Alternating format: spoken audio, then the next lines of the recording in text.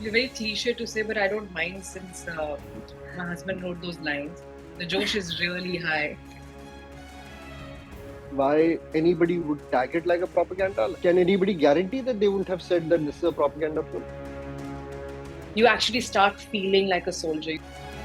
Let's go ahead and do it, because it'll be criminal if we don't tell this to the world. This training and not everybody gets it.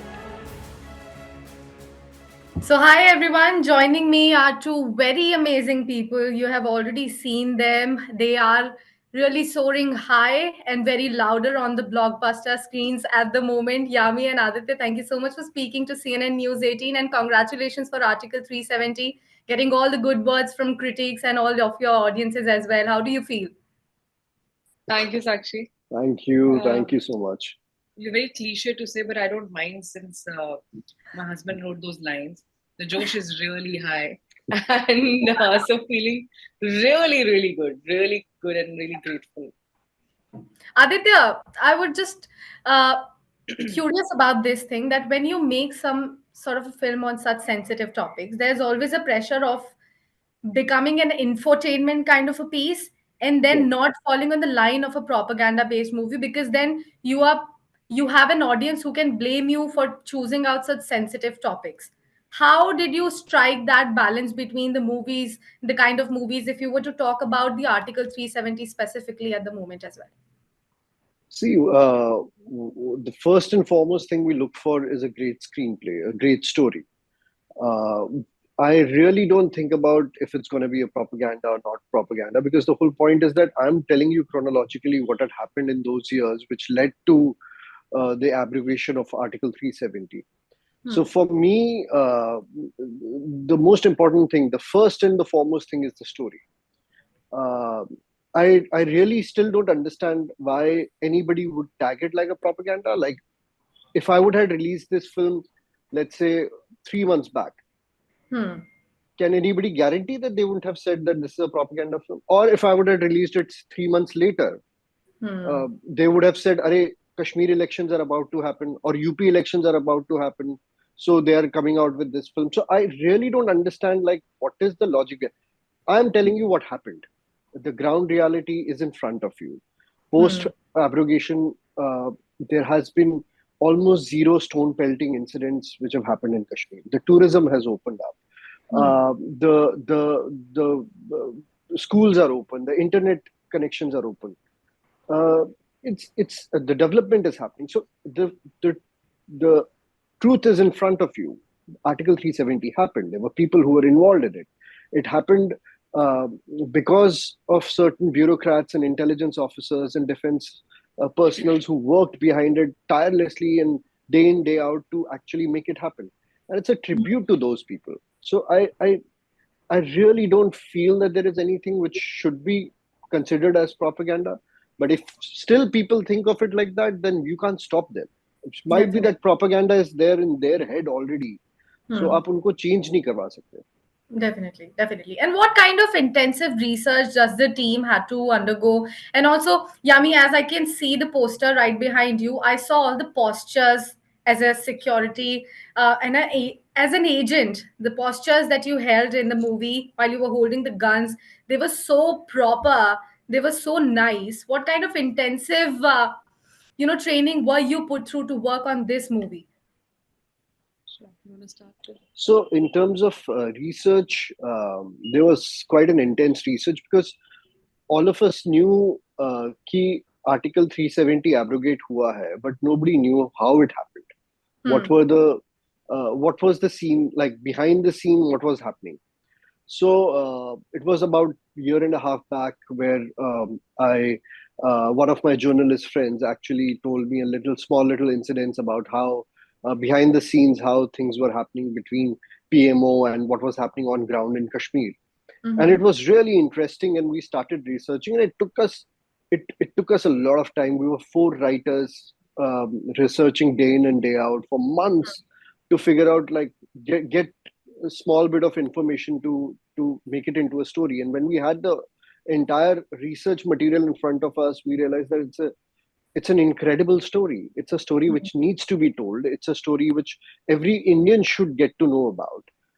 And that was the basis of Article 370, the movie, that let's go ahead and do it, because if it'll be criminal if we don't tell this to the world. And in terms of her training, oh man, she has gone through one of the most intense training any actor would have gone through. I was part of Vicky's training during Uri, and it was absolutely shoulder to shoulder to what Vicky had done and what she had done for Article 370. It was incredible. For 3-4 months continuously, there were like weapon training happening, workout training happening, MMA happening, just to get the posture right. Even if there is no hand-to-hand combat in the film, the beauty of it was that she went through each and every drill, and she was fantastic. And credit goes to our teachers, our instructors. Yeah. And it was Immediately very advances. evident in the movie. It was extremely evident. The postures, it was absolutely perfect. I think entire credit goes to them first. Colonel Keshwinder Singh Ji, he's retired Lieutenant Colonel Keshwinder Singh Ji, and Bhushan sir from NSG. The way they trained us, that these guys should be so trained, and even in your sleep, you should, or even at that hour, you should be ready and alert if there is if need be. And whether you're holding a weapon, you're not holding a weapon, you're firing a weapon, how do you hold a weapon and not fire a weapon? What's your stance to each and everything?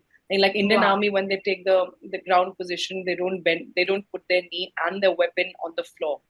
So you have to train. I said, and that's the same way you get up. So whether we shown that in the film or not, he said we want you to go through that drill and feel it to an extent that you actually start feeling like a soldier. You start feeling like one. It's just your day one. Your first step is obviously always the hardest, but beyond that, Aditya, I remember having that chat with him. He's like, listen, Yami, I'm telling you, I promise you, at the end of this tunnel, you will be like, I want more. I want to do more such films. And this training and not everybody gets it. It's a once in a lifetime kind of an opportunity, and you'll never forget it. And one thing which I really believe in, it was during Uri also when we were training. It's during Article 370 also, that and I told this to Vicky. I told this to Yami also, that this training is not going to last only for this film. It is going to last for the rest of your life. So train like that, as if you're getting trained to become a soldier. If tomorrow the country needs you, you should know how to cock a gun and how to fire it at the enemy. So that should be the basic of any training.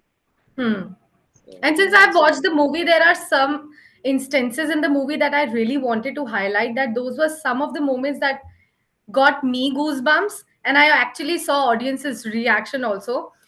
There was one dialogue of Yami where she's actually saying that, after so many breakthroughs, we are still at the same position. We are not moving anywhere. The another one is the moment when you realize that the abrogation is actually happening. So both the ladies are sitting, they are not saying whether it's happening or not, but you have just exchanged the look to each other. And then you realize that, it's happening. It's a big thing that is going to happen. Now the PMO is planning something big for Jammu and Kashmir. How did that even happen? Because Yami, your expressions, oh my God, they were marvelous. You made audiences cry. All right. You gave all of them goosebumps. When I looked through your eye while you were crying, remembering your father in lake and the dead body, oh my God. Thank you. Thank you. Thank you, Sakshi. You have noticed things which we like only hope for that audience will notice, and you have also revealed a lot of our story to the audience. No, so let's just highlight one more thing, that the incredible job with the movie was running so many stories at the same time, but the transition being absolutely smooth. That's right. That is a very sharp observation, Sakshi. But we don't expect anything less from you. So that makes you who you are. Interestingly, the scene that you picked up with Priya and I, where we're talking about the abrogation, that was the first scene we shot together, and that's the first scene I shot in the film. So that was the first take, technically, that I've shot for the film. Wow. And, it happens at times that naturally you want to start out with something which is slightly more simple, and then you gradually get into and seep into the character and move to the other parts of the film. But in Hmm. my experience, when you start your film with the scene which kind of which you feel in your head, and it is a very important juncture, it comes in the film. If once you get past that, that sets the tone of the character for you. So I'm Hmm. happy that they chose. It was not my choice. That's something to do with scheduling, and for me, that became the film. That's the tone of the film, and that's the tone of my character, which is where I found it. Very beautiful scene, of course. Priya, she's a of course, we all know what a terrific actor she is, and she's a lovely person to work with. We didn't really need any ice. I don't believe in any ice breaking moments, or to crack a joke, or we have little small talk. I don't think that's required. Once you're working with set of professionals who are there to work and to collaborate, you're absolutely home. So that was really important. For the transition bit, actually, the credit goes to our editor, Shiv Kumar Panikar. He's a very Oh close yeah, friend of ours, and a really really talented editor. edited Uri also. He edited Uri also, and he's somebody who knows the pulse. He knows what audience wants and how they want it. So the credit goes to him. For the first scene, actually, the credit goes to the director, because it's literally pushing her into the deep end of the pool, like on the first day itself. And what she did from then onwards, it's वो literally कहते हैं ना कि सरस्वती बैठ गई इनके तो How वो sweet. that was something which the credit has to go to Aditya Jamle and Shiv Kumar Panikar. Although, as an actor, there are certain scenes, of course, you discuss everything with your director and your writer, and then we all sit together and jam. But on set, I remember before the scene that you're talking about, when I'm saying we still stuck at the same place, Hmm. that was there just, I said, I'll do the scene the way I have imagined it. If it doesn't work for you, then we'll figure out another route. But it did. They said, "Oh, I think we can pack up." And ma'am, you're very scary. So I said, "No." But I remember having these multiple conversations with Aditya. That's what that really helped my perspective so much, because I become a student. I'm literally like, Hmm. and I'm listening very carefully to each and every word that he says, or he's just discussing, and we're just discussing some scenes and some ideas, and what sticks, what sometimes just gets stuck in your head, and what sometimes just one word can give you an idea, help you Hmm. break the pattern. Hmm. That is something else. So that these are at that time, keeping the personal, of course, equation aside, we're absolutely two professionals talking and Hmm. discussing. And why wouldn't I have a genius at home? So I would make every use of this opportunity and pester him and I sit with always him. say that I've taught in different film schools. I've taught Hmm. dramatics in different film schools, but she has been my best student. Like the way she grasps everything, even the minutest of details. And I told her, like, I remember we were having this conversation where I told her that you have to understand that Zuni is a investigator. She's an NI officer in a world which is dominated by men. Hmm. So people somewhere must be waiting for that. I'm just saying, for somebody in real life, it must be so difficult for a woman to be in that space where people must be waiting for one mistake she makes. अरे लड़की थी यार, इससे गलती तो होनी ही थी, ये Hmm. लड़के Hmm. से करवाना चाहिए था. Hmm. So Hmm. when I'm saying, the reason why I used to tell her is that imagine the responsibility she has, that she cannot falter even once. She Hmm. cannot go wrong even once as a woman, and it's based on a real life uh, Hmm. a character, a real life Person. officer. Yeah. So the responsibility she must be having, that I cannot falter, because the moment I do, they'll be like, "यार ये लड़कों से करवा देना चाहिए था," and they might have made a bigger mistake, but people Hmm. would go really easy on her. So you Definitely. have to remember that baggage Hmm. also, that she is representing all the women in the world, and Hmm. she has to stand up for it, and she And has how to make sure. beautifully, how beautifully. And I believe time is up, but I just have last two very quick questions Sure, to ask sure, both sure, of you. sure.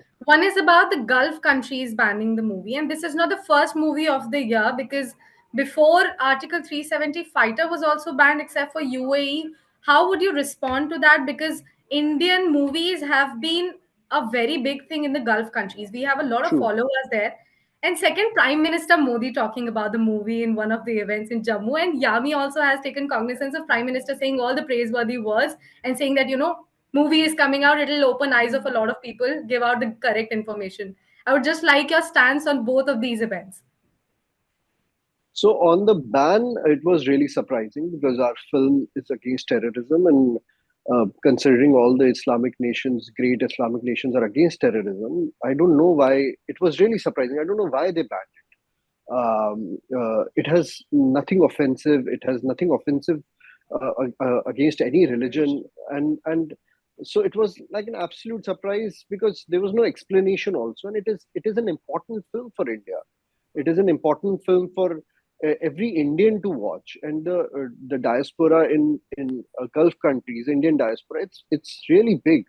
So it's really unfortunate that there was no explanation, there was no reasoning behind it. It was just banned, and we are still trying to figure it out. So, like it's a little difficult for us to understand. Regarding the Prime Minister.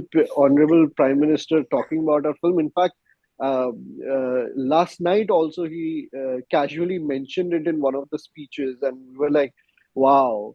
So it's truly an honor. It's like it's the most amazing feeling. We always, when it happened, we discussed that it's almost like how in school suddenly principal turn करके आपको अपने नाम से बुला, Aditya, how are you? And you're like, oh shit. The hero of the day. In front of everyone, principal has called you by your name. So it used to be that is the kind of feeling we had, that like in a country of 1.4 billion, like your the topmost leader is actually mentioning a film that you have worked, you've given your heart and soul to. It's absolutely an honor, and it's absolutely overwhelming for all of us, for the entire team of Article 370. Definitely. And since Women's Day is coming, Yami, and this is a female-led, power-packed blockbuster film, I can safely say that now. Would you like to sum up this interview by giving out a message to all of your followers and the aspiring actors as well? I think today we're living in times where there's no dearth of inspiration around us. There's so many conversations around us. There's so much awareness now when it comes to women and the power that we hold to carry out and give voice to our choices in whatever field that we wish to. So there's no limit to pursue your desires, to pursue your ambitions. Always say, I think we women, especially Indian women, are so capable of performing multiple roles at a given time, and I take absolute pride in it. We've all seen our mothers do that at a time where it was much harder, much harder. And today we're all there supporting shoulder to shoulder one another, and literally making way for different opportunities. As an actor, you're absolutely right. The only thing I can say, that if I'm sitting here today and representing a very, very important film through my character, and literally people are saying you're not the heroine of the film, you're the hero of the film. I think these words mean a lot to us, and we know what value they hold. And if today I'm able to do this and make way for 5 more opportunities for 5 other actresses who want to work in films, or work with substance and have more substantial and understand their own value in the business and their worth, I think I'll be very happy to see my job getting done. I would love to see that. So kudos to all the women, and every day is Women's Day. Amazing. Yami and Aditya, thank you so much for joining us here on the conversation. Thank All the you. best for rest of the weeks, and congratulations for the massive success that you have received in both Indian as well as overseas market, and congratulations for the other things as well. I'm hoping to see the couple. I'm hoping to see good looking, the amazingly talented couple very, very soon, and that time you will have to come to Delhi. Absolutely, would love Delhi's to. also home. my Yes. in-laws. So 100% not going anywhere. Thank you. Thank you, Sakshi. Would Thank love you, to. Sakshi. Thank you so much, Thank Ami. you. Thank you This so was much, lovely. Aditya. All the best. Bye bye. Thank Thank you. you. Bye-bye. Bye. Bye. Bye. Bye.